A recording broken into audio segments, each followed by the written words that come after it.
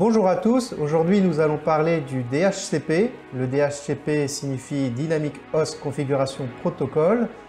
C'est un protocole, comme son nom l'indique, qui facilite la vie des administrateurs réseau.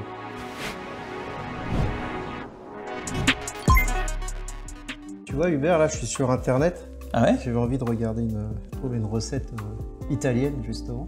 J'ai activé mon réseau et j'ai rien eu à faire. Tout de suite, j'ai pu me connecter. Eh oui. Tu sais à quoi c'est dû? Eh ben non, j'aimerais bien que tu me l'expliques. Ah, mais tu nous l'expliques. Hein. C'est le DHCP. Le DHCP, c'est un protocole qui s'appelle le Dynamic Host Configuration Protocol. Donc en français, c'est le protocole de configuration dynamique des terminaux. Qui date de des années 90, j'imagine. Voilà, 93. Présenté la première fois en 93. Donc c'est le premier équipement réseau avec lequel vous interagissez en fait quand vous vous connectez sur un réseau filaire, quand vous vous connectez sur un Wi-Fi, quand vous connectez même votre appareil en 5G ou en 3G. Le premier équipement que vous allez rencontrer, c'est un DHCP. Le DHCP, son rôle, ça va être de vous fournir principalement 3 informations, je crois. Il va vous fournir une adresse IP, ce sera votre adresse IP sur le réseau. Il va vous fournir l'adresse IP de la passerelle, donc l'adresse IP par laquelle tous les flux qui sortent du réseau doivent transiter, et le masque de sous-réseau. Le masque de sous-réseau, c'est un filtre, et tout ce qui rentre dans ce filtre, en fait, reste sur le réseau, le sous-réseau, le réseau local, et dès qu'on est sur une adresse IP qui ne rentre pas dans ce filtre, qui est le masque de sous-réseau, alors ça passe par la passerelle pour sortir vers notre réseau. Donc tout ça pour dire que le DHCP, c'est une machine qui va automatiquement t'attribuer une adresse sur le réseau et te permettre de communiquer avec les autres machines sur le réseau, qu'elles soient en local ou sur Internet, pour peu que tu aies les autorisations de faire passer les flux. Alors Hubert, j'ai compris, bon, j'ai une adresse IP, c'est ça? C'est exactement, tu as une adresse IP sur ta machine automatiquement quand tu te connectes au réseau. C'est comme chez moi, quoi. C'est mon adresse. Ça reste mon adresse. C'est ton adresse sur le réseau local et c'est le temps d'un bail normalement. 369 alors tu peux choisir, hein, ça se configure. C'est en heure. Si tu veux le faire en 369, tu peux t'amuser à faire un bail en 369. Un petit clin d'œil pour nos amis agents immobiliers. Non, le bail est en général configuré sur 24 heures sur un DHCP, enfin ça peut être une semaine, enfin ça dépend. Après, il y a des réservations aussi, il y a des systèmes de réservation qu'on peut faire. C'est-à-dire qu'on peut dire que certains matériels, on leur réserve exclusivement une adresse IP et elle ne change pas. Ou des plages d'adresse IP? On peut réserver des plages d'adresse IP également.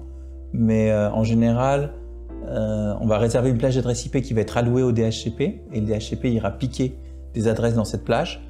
Et quand il n'y aura plus assez de place dans cette plage IP, il n'attribuera plus d'adresse IP. Donc, petite astuce, parfois sur le Wi-Fi chez vous, si vous avez des invités, ils n'arrivent pas à se connecter, ils n'arrivent pas à avoir accès à Internet. C'est peut-être juste que le DHCP qui est dans votre box, il a une plage de, mettons, 10 adresses IP, c'est trop court. Et si vous avez des invités, ils ne peuvent pas se connecter à Internet à cause de ça.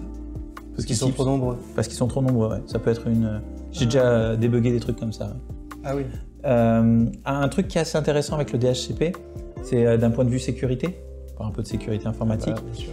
Le DHCP peut aussi réserver une adresse IP à une MAC adresse, mais il peut aussi n'attribuer des adresses IP qu'à certaines adresses MAC. Alors une MAC adresse, pour expliquer un peu ce que c'est. C'est une adresse de matériel qui est associée à une carte réseau et même à un port, enfin un branchement d'une carte réseau. C'est unique. C'est un numéro qui est censé donner la marque du fabricant et un identifiant plus ou moins unique. C'est pas le Graal, c'est-à-dire qu'on peut usurper une adresse MAC. Quelqu'un qui est un peu habile avec un Linux, il met ce qu'on appelle un Wireshark pour écouter ce qui se passe sur le réseau.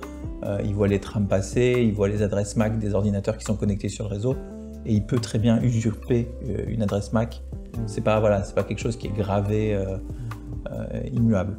Mais ça permet de filtrer les gens qui ont accès au réseau ou pas. Petite question, j'ai mon adresse qui m'a été attribuée de manière dynamique.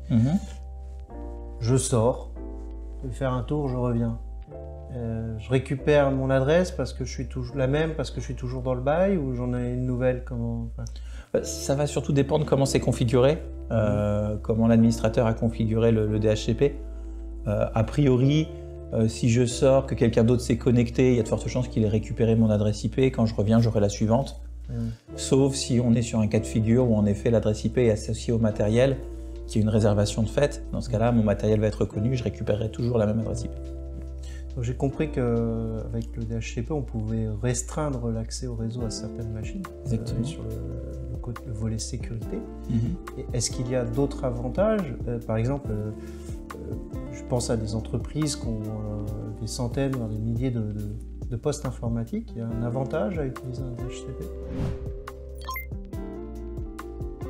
Oui, d'un point de vue administration, tous les administrateurs réseau vous diront qu'il vaut mieux avoir un DHCP, je pense, parce que s'il n'y a pas de DHCP, alors il va falloir que la personne qui est en charge d'administrer le réseau passe sur chacun des ordinateurs, configurer le réseau à la main, tenir lui-même un registre des adresses IP à la main, s'assurer qu'il n'y ait pas de doublons. Quand du matériel va à la casse, il faut libérer l'adresse IP et ensuite la redonner à un nouveau matériel qui rentre. Enfin, c'est très compliqué à configurer à la main un réseau et c'est pour ça que le DHCP, c'est hyper pratique en fait. Alors, mais pourtant, configurer un réseau à la main, savoir que telle machine a telle adresse IP, ça peut présenter aussi des avantages en termes de sécurité. Ça peut présenter des avantages en termes de sécurité dans le sens où si on ne connaît pas l'adresse IP, franchement, un attaquant motivé, ça va pas trop l'embêter. Hein. S'il n'y a pas de DHCP ou si ça va pas trop l'embêter, je pense que le DHCP peut plutôt au contraire fournir des informations, avoir des logs de journaux d'événements, peut avoir un certain nombre de facilités de centraliser en fait toute la configuration du réseau IP de l'entreprise. Ça présente beaucoup plus d'avantages que d'inconvénients. Et aujourd'hui, la plupart des réseaux sont configurés avec un DHCP. Je connais plus grand monde qui fait de la configuration à la mano. C'est un peu lourd quand même. Donc pour terminer sur le DHCP, Hubert, j'ai compris que tu as dit que c'était un protocole. Tu as dit aussi que c'était un équipement. Oui. Donc c'est un équipement avec un protocole. C'est un serveur DHCP. On parle de serveur DHCP. Comment... C'est un protocole client-serveur. Ok. Et par abus de langage, on appelle le serveur par le nom du protocole. D'accord. Le serveur DHCP, on a tendance à appeler ça le DHCP. En effet, c'est le serveur du protocole DHCP. Le protocole DHCP, c'est le protocole qui fait que quand je branche mon ordinateur dans une prise réseau ou quand je le connecte à un Wi-Fi, tout de suite, il va chercher où est le serveur DHCP pour obtenir sa configuration réseau. Et toujours pour terminer sur la sécurité, ce serveur DHCP dans l'entreprise, la bonne pratique, c'est d'en avoir, ça se sauvegarde ou il faut en avoir un en backup. Il y en a un secondaire, comme on peut voir avec un Active Directory. Comment... Est-ce qu'il y a des choses particulières? En général, c'est des serveurs qui sont intégrés dans les routeurs. C'est rare d'avoir un DHCP à part dans un réseau. En général, c'est une des fonctionnalités des routeurs ou de certains équipements réseau. Ça se configure, c'est quelque chose qui est très robuste, qui consomme très peu d'énergie. C'est toujours bien d'avoir un fonctionnement en cluster, on appelle ça, c'est-à-dire d'avoir 2 DHCP avec un répartiteur de charge devant quand on veut faire de la haute disponibilité. Mais bon, en général, le DHCP, c'est pas l'équipement qui pose des problèmes de dispo. Merci Hubert pour ces explications sur le DHCP. Comme on l'a vu, le DHCP permet de faciliter l'administration d'un réseau, restreindre l'accès au réseau d'entreprise à certaines machines, et ça c'est très pratique en termes de sécurité, et adresser de manière automatique les adresses IP des machines et des équipements du réseau. À bientôt avec Sense Expertise, votre partenaire cyber.